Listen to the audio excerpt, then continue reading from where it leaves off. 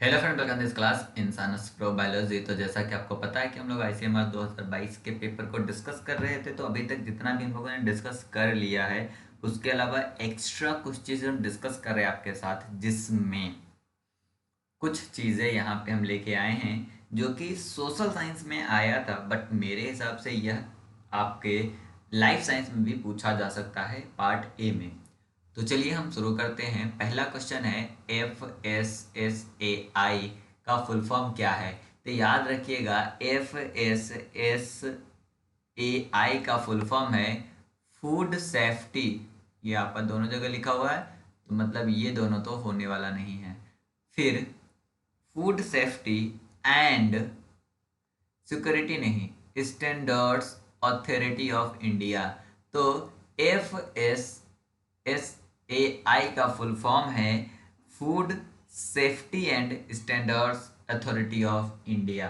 तो जब भी आप कोई भी पैक्ड सामान खरीदते हो, तो उसके ऊपर लिखा होता है कि FSSAI के द्वारा अप्रूव्ड। तो उसका मतलब यही होता है कि वह फूड सेफ्टी ऑफिसर के द्वारा, और उसमें कोई भी हानिकारक, कोई भी वो चीज़ जो हमें नुकसान दे सकती है, ऐसी कोई भी चीज़ उसमें नहीं यूज हुई है। ये बात का कॉन्फिडेंस हमें देता है FSSAI। दूसरा क्वेश्चन जो है यहाँ पे पूछा गया है, वेरिएंस निकालना है। वेरिएंस निकालने के लिए ये क्वेश्चन में लेके इसलिए आया लोगों कि बहुत सारे लोगों का है कि सर स्टैट्स कैसे सॉल्व होगा। तो इसके लिए देखो, जब भी आपके पास कोई डेटा दिया होता है, तो आप उस डेटा की मीन निकालते हो। और मीन हम निकालते हैं इस तरह से, एक्स बार लिख के जितने भी नंबर दिया होता है, जैसे X1, X2, X3, X4, X5, और जितने नंबर है उससे आप इसको डिवाइड कर दोगे। मतलब हम X1 मानेंगे 3 को, X2 मानेंगे 7, X3 मानेंगे 10, X4 और X5। अब जब हम इसमें इसको लिखते हैं तो देखिए क्या आएगा, 3 + 7 + 10 + 22/5। 7 और 3 10, 10 और 10 20, 20 और 10 30, 30 और 20 50। ये आपका कितना आएगा, 50। और 8 और 2 10, तो 50 + 10 = 60, मीन्स 60/5। और 60/5 = 5 1 = 5, 5 2 = 10, मीन्स मीन आपका आ गया कितना, मीन आपका आ गया 12।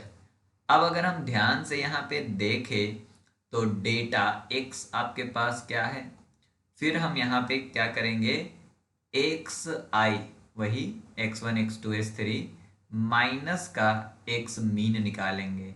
तो x आपके पास है 3, 7, 10, 18 और 22। तो x minus I means 3 - 12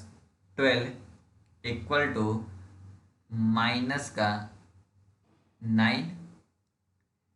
3 - 12 minus का 5। 10 - 12 माइनस का 2। 18 - 12 6। और 22 - 12 = 10। जब हम xi - x निकाल लेते हैं, then we will find out the xi - x का x बार का whole square, and that is a -9 का होल स्क्वायर = 81, -5 का होल स्क्वायर = 25, -2 का होल स्क्वायर = 4, 6 का होल स्क्वायर 36, और 10 का स्क्वायर हो गया आपका 100। Then we calculate the total. तो टोटल जब हम इसको ऐड करेंगे तो 246 आएगा। यहाँ पे ट्विस्ट है, यहाँ पे अब आपको फार्मूला होना याद होना चाहिए। वेरिएंस का फार्मूला होता है 1/n sigma xi minus x bar का होल स्क्वायर।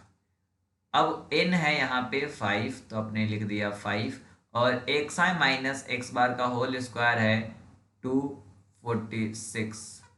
5 से 5 4 जा कितना हुआ 20, 5 9 जा 45, 5 2 जा 10, मीन्स 49.2 इज द वेरिएंस। अगर आपसे यहीं पे पूछ लिया जाता स्टैंडर्ड डेविएशन क्या होगा, तो याद रखिए वेरिएंस जो है आपका होता है सिग्मा स्क्वायर। तो सिग्मा इक्वल टू क्या होगा 49.2, मीन्स 749 अप्रॉक्सीमेट 7.1 हो सकता, मतलब 7.01 ऐसे कुछ होगा। That is the standard deviation. चलिए अगला क्वेश्चन की तरफ चलते हैं। 8 नंबर क्वेश्चन ये कह रहा है कि which of the following is a clinical sign of severe iron deficiency anaemia. तो इसके लिए आपको डायरेक्ट याद होना चाहिए कि सीवियर आयरन डिफिशियंसी एनीमिया में जो आपका स्पून शेप्ड ब्रिटल नेल्स बन जाते हैं या हो जाता है। Spoon shaped brittle nail is the clinical sign of severe iron deficiency anaemia का एग्जाम्पल है।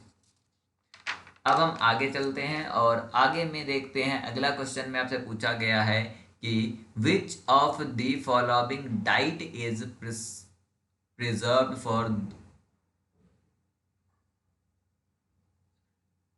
prescribed for those with inherited metabolic disorder such as phenylketonuria और homocystinuria। इसका एग्जाम्पल है कि ऐसे कंडीशन में हमारा जो मेटाबॉलिक डिसऑर्डर है वो किसके मेटाबॉलिज्म से रिलेटेड है, तो प्रोटीन किससे बना हुआ है, अमाइनो एसिड से। ये कह सकते हो कि अमाइनो एसिड में उनके मेटाबॉलिज्म का जो डिसऑर्डर है वो डिसऑर्डर है फिनाइलकीटोन्यूरिया और होमोसिस्टिन्यूरिया।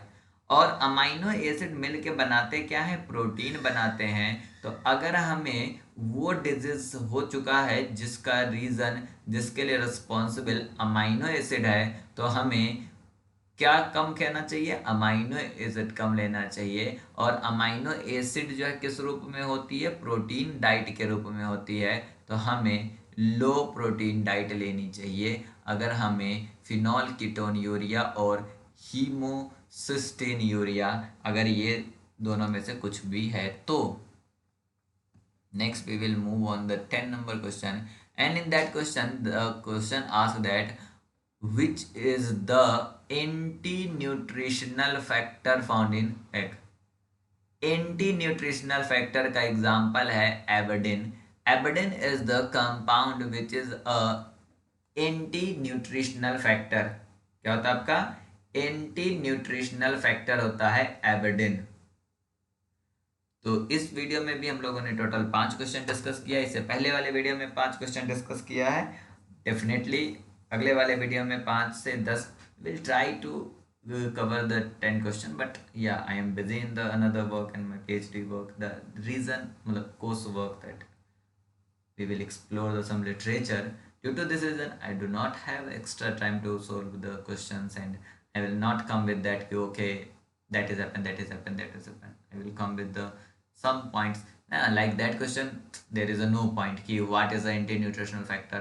तो ये आपको याद होनी चाहिए। That is a memory based question कि avidin is the anti nutritional factor found in the egg. अगर ऐसे आप दूसरी तरीके से याद करोगे तो याद biotin is the nutritional factor हो गया आपका, tannin is the, tannin egg में पाया नहीं जाता, फाइटेस भी एग में पाया नहीं जाता, बायोटिन पाया जा सकता है, एविडिन पाया जा सकता है, तो एविडिन एंटी न्यूट्रिशनल फैक्टर है। करेक्ट, खत्म कहानी। इस तरह से आप इसे लॉजिक से कर सकते हो, बट या डेफिनेटली हम इसको और ज़्यादा डिस्कस इसमें नहीं कर सकते। Thank you for watching this video, share this video with your friend, colleagues and senior and junior who will prepare for CSI or NET GATE, any exam in India which is belongs to the life science। तो video अच्छा लगा है तो video को like कर दो, channel को subscribe कर लो, अगर नए हो तो पुराने हो तो thank you for coming, bye bye.